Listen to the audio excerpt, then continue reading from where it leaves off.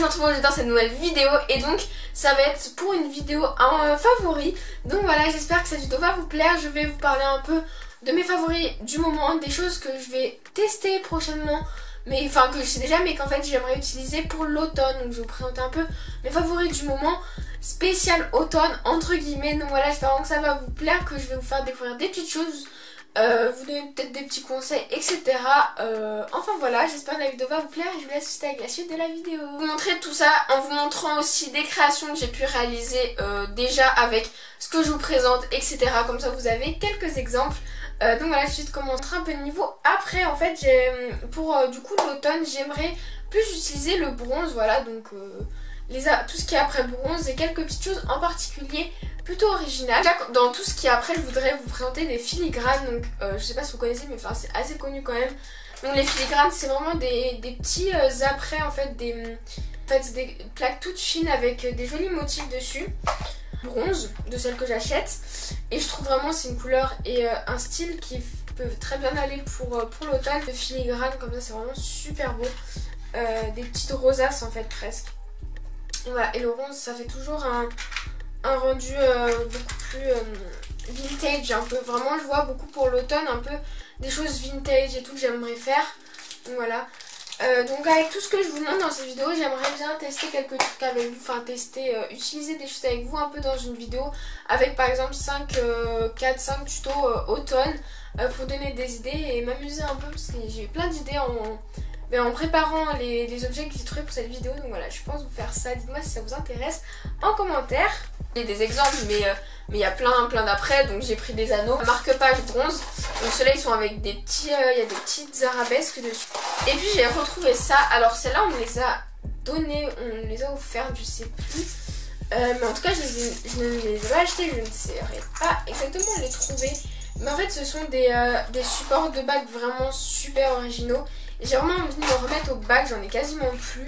Des petits filigranes comme ça qu'il y a dessus le support déjà, et du coup là je voulais vous les montrer et pour l'automne et pour faire des choses un peu vintage parce que vraiment moi quand genre automne ça me fait, j'ai plus envie de créer des choses un peu vintage et c'est vraiment dans un mood entre guillemets que je suis en ce moment de tout ce qui est vintage et tout, j'adore.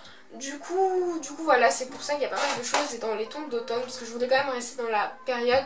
En même temps vous montrer des choses un peu plus poussées qu'avant on va dire, parce que je vous avais fait une vidéo, je mettrai ici la vidéo où j'avais fait en fait mes indispensables pour créer, et en fait là c'était vraiment des trucs basiques et là je voudrais vous présenter vraiment d'autres choses que j'ai pu avoir et des techniques que j'aurais à vous montrer et tout avec le temps en fait, qui ne sont pas forcément des indispensables au début mais vraiment des compléments et des choses super sympas à utiliser par la suite. Donc voilà, et après bronze, je voulais vous les montrer là, les bronzes, mais bien sûr elles existent en argent, en doré, etc. Camé comme ça vraiment avec des jolis cabochons vintage, des choses comme ça. C'est vraiment super joli et faire des super belles créations, sans fimo forcément, mais vraiment des créations, du montage et vraiment des choses très jolies avec des camés. J'utilise beaucoup en ce moment les camés également, des petites collections et tout qui arrivent en camé, donc voilà, c'est pour ça que j'adore ça. Et je vous les présente, les camés les plus basiques, vous pouvez en trouver sur Paralaya, Créafirm, etc. et en bronze également. Ensuite, je voudrais vous présenter des petits nœuds, voilà, des nœuds. Donc en fait, on voit souvent les petits nœuds à pois ou les Vichy. Et j'ai découvert dans des boutiques à Paris et également des fois sur internet, des nœuds en satin. Et c'est vraiment ceux qu'en fait j'utilise le plus en ce moment, que les basiques que j'utilisais beaucoup avant avec les points, et je les trouve plus petits et plus fins en fait, donc ils sont en satin. Donc j'ai sélectionné dans la couleur que j'avais, un peu celle qui faisait automne, parce que je pense bien que si je réalise des créations pour cet automne, c'est ceux que je vais utiliser. Mais il y a plein d'autres tailles et tout, il y en a même des plus grands que j'ai pu trouver sur la petite épicerie. Ils ont pas mal des nœuds satins à la petite épicerie, sur la boutique, etc. Et je les trouve vraiment super sympas ces nœuds plus fins, donc pour faire des créations un peu plus fines ou avec des créations où il y a moins besoin d'un gros nœud. Parce que comme c'est des nœuds que j'aime beaucoup, je pense également, j'en ai mis de côté pour en mettre sur ma boutique. D'ailleurs, j'espère pouvoir normalement très prochainement, ça avance bien en ce moment. Donc je suis à la fin, du coup je pense, non, dès qu'il y a une vidéo qui sort, en fait je ferai une vidéo à l'ouverture de la boutique pour vous prévenir quand elle sera sortie, parce que du coup depuis que j'ai commencé à en parler, on me pose souvent la question de quand je vais sortir ou si elle est déjà sortie. Mais du coup pour l'instant j'ai pas fait de vidéo et je ferai une vidéo quand elle sortira pour vous expliquer tout ça. Je vais vous montrer ça, c'est des emporte-pièces qui, ça fait super longtemps que je les ai. Je les ai eu au début je crois, mais ça vient... vous savez c'est des emporte-pièces comme ça pour les gâteaux en fait, et ça que j'ai dû trouver en magasin, faire des gâteaux comme Cultura etc. Et ces emporte-pièces donc comme ça avec poussoir en fait pour créer une empreinte dessus tout simplement. Donc il y a le petit poussoir derrière et ça crée une empreinte en même temps que vous emporte-piècez votre forme, et je trouve ça vraiment super bien. Et du coup moi j'ai celle-ci, donc c'est des feuilles un peu de chêne. Voilà, des feuilles qui font très automnales on va dire. J'aime beaucoup et j'avais réalisé, je pense il y a 3-4 ans, un genre de plastron avec des feuilles comme ça que je m'étais inspirée de Little Jade Création. J'ai plus si sa chaîne existe encore. Et j'avais adoré avec des passes sec et tout, je sais pas, je pense vous l'avoir déjà montré. Et du coup j'avais utilisé ces emporte-pièces là et ils sont vraiment super bien pour l'automne, je vous conseille vraiment. Et puis c'est une astuce vraiment de trouver des emporte-pièces au niveau pour peu importe les thèmes, de trouver vos emporte-pièces plutôt originaux chez au rayon pâtisserie on va dire, tout simplement. Ensuite en ce moment je vais essayer de refaire quelques petites choses avec la pâte Wipa pour l'automne. Pour utiliser cette pâte en fait c'est une pâte que j'ai déjà testée qui est vraiment super bien pour réaliser des créations pas autres mais avec une matière un peu différente, un peu plus... c'est plus lourd, ça fait très porcelaine froide hein. Et c'est vraiment super sympa à utiliser. Et j'utilise également pour créer mes cabochons en pâte polymère. C'est une couleur neutre que j'essaie d'utiliser pour... je trouve qu'il y a un peu passe-partout pour l'automne ou peu importe la création. Donc j'ai également du verre anis là. Par contre il faut faire super attention parce que cette pâte elle sèche. Le vernis je crois il est sec parce que je l'avais acheté en brocante, je l'avais trouvé en brocante. C'est vraiment, il n'y a pas d'ordre, je fais au pif parce que je voulais vous présenter. En ce moment j'utilise vraiment tout le temps, c'est de la bombe à peinture, voilà, parce que j'ai la flemme de peindre des fois. Enfin des fois je peins au pinceau, mais je trouve vraiment tellement plus pratique de peindre à la bombe. Et là c'est la marque, alors là c'est Bravo, Nespoli, je sais pas trop c'est quoi leur marque. Mais si je me trompe pas j'ai dû la trouver dans un truc Nose et tout, donc c'est des bonnes affaires qu'on peut trouver. Mais de toute façon il y en a un peu partout des bombes comme ça. Tout le temps c'est la rose gold, vraiment la rose gold, mais j'en ai mis partout. Il y a plein de petites choses dans ma chambre qui sont en rose gold que c'est moi qui les ai bombées en fait tout simplement. Et du coup je me dis vraiment fallait que je vous montre. Je vois là j'ai des encadrements, des vieux cadres que j'avais récupérés et que j'ai bombé avec du rose gold. Et pour un côté vintage c'était un cadre en fait que j'avais fait en découpage, et donc il y avait des ça faisait un peu un effet papier froissé, enfin dessus c'était pas régulier, et en passant de la bombe comme ceci, de la bombe à peinture, mais c'était granuleux un peu, enfin ça faisait l'effet uni, même si c'était uni du découpage en fait, et ça faisait vraiment un petit côté vintage que j'aime pas mal. Ensuite je crois que je vous en avais parlé dans ma première vidéo de mes indispensables.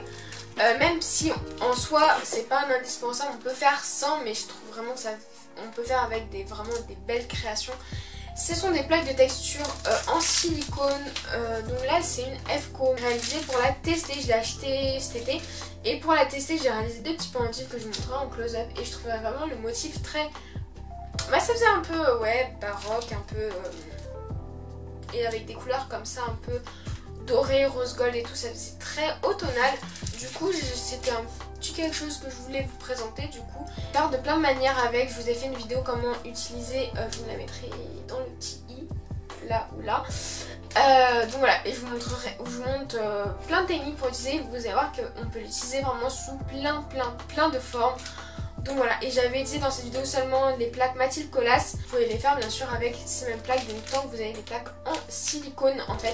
Donc voilà, dans cette vidéo j'utilise les plaques Mathilde Colas, mais voilà, c'est la même chose pour les FCO, les Cernit, etc.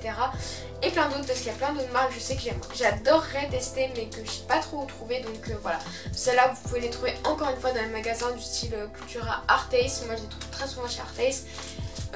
Voilà, et même sur internet, sur Perle & Co. Voilà. Ensuite, vraiment un indispensable, je pense que je pourrais vous les montrer. Mes favoris, je pourrais tout le temps vous les montrer parce que j'adore utiliser les plaques et les pochoirs graines créatives. Vraiment, et n'importe quel pochoir parce que j'ai que les graines créatives moi, mais il en existe également d'autres marques. Présenter pour cette saison, en cette saison je vois plus, parce que je ne me voyais pas vous présenter un motif floral ou des flamants roses, c'est plus pour l'été, on est d'accord. Mais cette plaque là, donc c'est la plaque matière, et vraiment avec cette plaque vous pouvez faire beaucoup de choses. Donc à mon avis, si vous en avez une qui peut vraiment vous servir, des plaques graines créatives, si vous n'avez toujours pas testé, ce serait bien la matière parce que vous pouvez faire du marbre, des motifs abstraits comme ceci, un peu chevron, feuille, du bois ici. Donc voilà, ça rappelle vraiment les matières, matière bois, l'automne, etc. Donc des matières un peu abstraites comme ça. Et ben, je trouvais que ça peut vraiment bien passer sur des créations sur le thème de l'automne. Ensuite, niveau poudre, dans l'autre vidéo, je vous avais présenté plutôt les Perlex, Perfect Perl, etc. Et là, je voudrais vous parler plus précisément des poudres de chez Fimo. Je leur trouve une chose que je ne trouve pas chez Perlex et chez Perfect Perl, c'est mélanger avec du vernis Fimo. Donc bien sûr, comme c'est la même marque, ils sont fait exprès. Mais parce que j'ai pas trouvé le même résultat en mélangeant par exemple de la Perlex et du vernis Fimo. Le résultat n'est pas du tout le même, c'est beaucoup moins opaque. Et alors que en mélangeant de la peau Fimo et du vernis Fimo, on a vraiment un résultat vraiment peinture, comme si on avait une peinture mais irisée, métallique, et je trouve ça magnifique. Et vraiment on peut s'en servir pour plein de choses, donc poudre telle quelle pour les pendentifs que je viens de vous montrer. Et ma collection licorne, pour les cornes j'ai utilisé le doré mélangé à du vernis, vraiment trop pratique, plein de créations pour entre guillemets peindre une création. Ensuite dans la catégorie entre guillemets des produits on va dire à acheter plus tard, on va dire, c'est vraiment pas des produits à acheter quand vous débutez tout à l'heure, c'est les pigments E-Zinc. Vraiment ces pigments là, je les ai achetés du coup, moi j'ai commencé à en acheter, j'en ai acheté pas mal l'année dernière, donc j'ai vraiment une bonne gamme de couleurs et le choix pour faire des choses.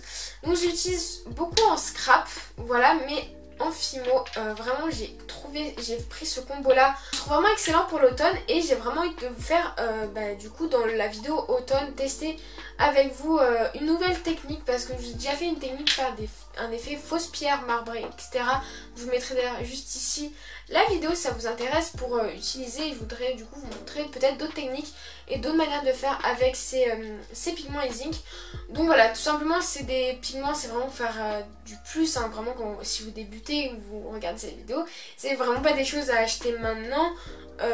Voilà, moi c'est des choses que je savais même pas, je connaissais même pas l'existence, je sais même pas si ça existait quand j'ai commencé la Fimo. En plus faire des créations un peu autres, voilà, si vous faites pas que de la gourmandise, moi j'aime bien faire un peu tout. En ce moment j'ai affaire à suivre, pareil pour la vidéo sur où j'aimerais vous présenter des tutos pour montrer différentes techniques pour l'automne, mais bien sûr à adapter pour n'importe quelle création que vous voulez faire, juste en vous donnant un panel de couleurs. Et maintenant je termine par vous présenter des perles, voilà, je vais vous présenter des perles tout simplement.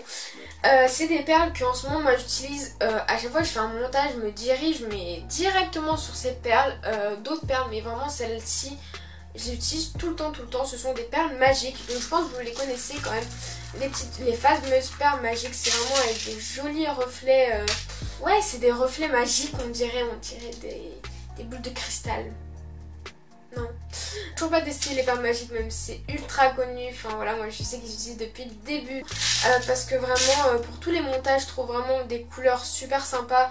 C'est des lots que moi j'ai acheté pareil en gros à Paris ou alors dans des boutiques style Créafirm, etc. Vous pouvez les trouver en gros. Mais sinon vous pouvez trouver des petits lots sur Paria, etc. Tous ces sites là en fait je vous les répéterai jamais assez, mais généralement quand on me demande où j'achète ci ou j'achète ça, je vais jamais plus loin que des magasins de loisirs créatifs, Cultura, Artes, etc. ou des sites tels que la petite épicerie Créafirm et tout, Perl & Co. Vous pouvez trouver vraiment un maximum de choses. Vraiment si vous voulez trouver quelque chose, dirigez-vous directement sur des sites comme ça qui sont vraiment pas mal connus maintenant, voilà. Donc voilà pour les petites perles que je voulais vous présenter, rien de spécial mais vraiment je me suis dit je l'aimais parce que vraiment en ce moment j'utilise tout le temps ces perles là. Donc voilà, cette vidéo est terminée, j'espère vraiment qu'elle vous aura plu. C'était une petite vidéo comme ça où je me suis posée. J'espère vous apporter quelque chose, vous avez fait découvrir quelques petits produits, donner des petits conseils, etc.